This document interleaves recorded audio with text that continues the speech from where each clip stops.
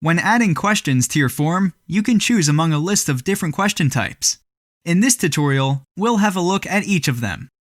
The first question type and most common one is the multiple choice.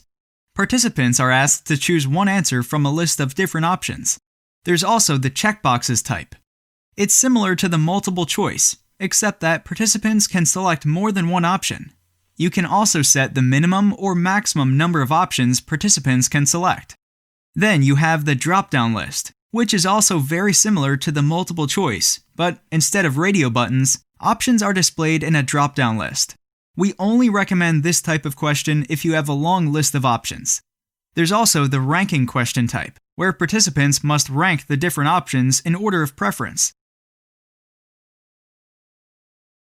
Next, there's the text box question type. This reveals a second drop-down list for the data type. You'll find different types of structured data and a free text option to let participants type in anything they want. Be careful not to overuse text box questions. Most participants will likely be using their phone, and typing in an answer is less convenient. Next, you'll see the scale of 1 to 5 question type. Like the name suggests, participants must select a number on a scale of 1 to 5. You can also check the option to replace the numbers with stars.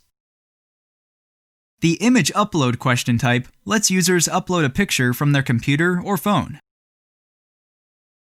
And finally, there's the like button for your page option.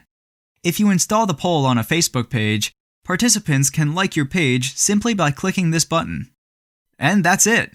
No matter what question types you use, remember to keep your questionnaire short to get a maximum of answers.